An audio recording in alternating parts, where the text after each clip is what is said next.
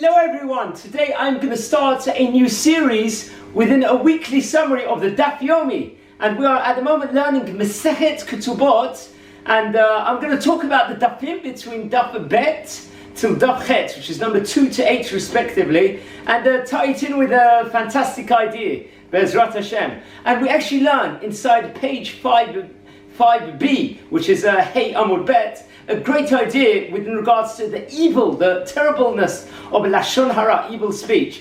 In fact, the makor, the source in the Torah itself of Lashon Hara, actually comes from Parashat Kedoshim in Sefer Vayikra, where the pasuk actually says, "Lo telech rachil ba'amecha, lo tamod al dam ani Hashem."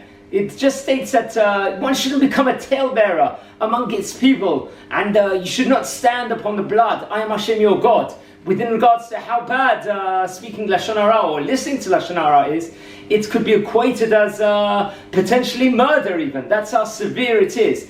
And there's a discussion taking place in Daf Hey, in Amud Bet, in page 5b, in the Gemara which we learned this week in Mesechet Ketubot. Okay, so what does it say? Two great Rabbanim, illustrious Rabbanim, get into a specific debate. And it's actually Rabbi Elazar actually says that why was the fingers of a person similar to pegs? What was the reason for that? So the answer the Gemara itself suggests is that if a person hears an inappropriate thing, a matter, he can place his fingers into his ears straight away to block it, so he will be able to block that potential bad Lashon Hara, which it could way be.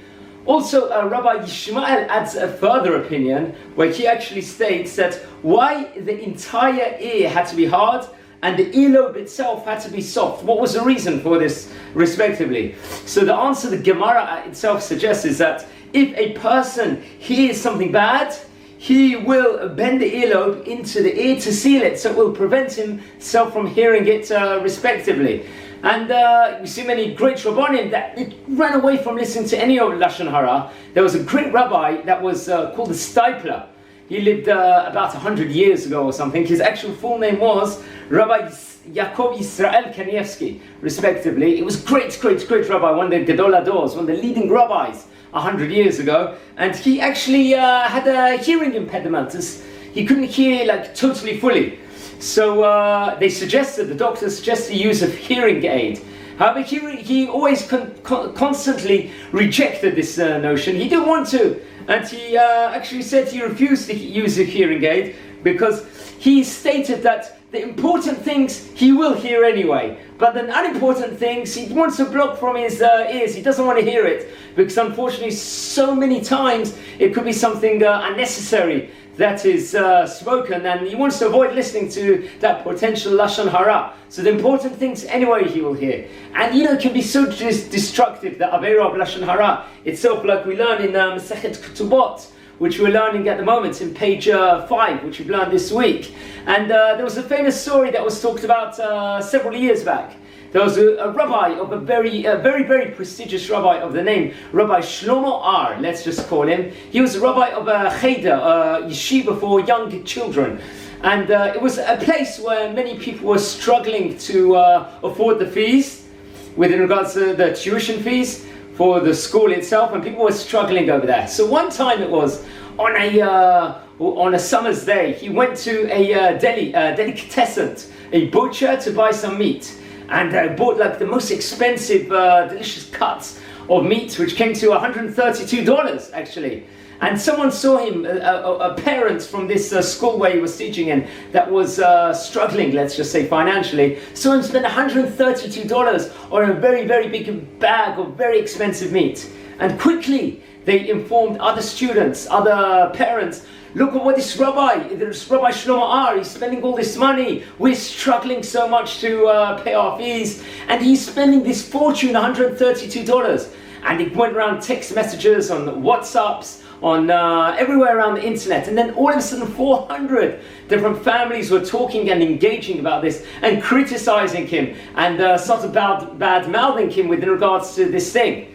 So within half an hour after going to the butcher, he went home and he said, "Hi, how are you? My wife, my Rebbitzin, how are you doing?" And he says, everyone's talking about you spent more than $100 on meat inside the shop. So this Rabbi Shlomo R, let's just say, he turned to his wife and said, yes, meant it. There's someone that was doing the Sheva Brachot, a celebration after a wedding, and in the community, and they asked him to buy him the meat for them, and he would pay for it and just deliver it as a chesed, as an act of kindness. Little did he know that everyone expected him at the end for actually buying the meat for himself, where other people were struggling. They all thought that he was so rich, he had so much money, while he was charging all these fees they accused him of for the school. So everyone badmouthed him, and so much bad gossip went around him, it gave him a bad name instantly, and ruined his reputation totally, when he was totally innocent, and not just innocent, he was doing an act of kindness for someone else. And that's the power of the Lashon Hara, and this is the power which Rabbi Elazar and also Rabbi Yishmael teach us in Mesechet Ketubot. That we're going to be careful to what we listen to about other people. We should question it. We shouldn't necessarily believe it straight away. And there's a lot of laws within regards to this, which the Chafetz Chaim actually teach us. And I'd like to dedicate this to Refuah Shlema, to Yosef Ben Edna. Bezrat Hashem, next week I will talk about another segment, what we've learned inside the Daf Yomi. And please guys, learn Mesechet Ketubot. It's an amazing Gemara. Have a fantastic day.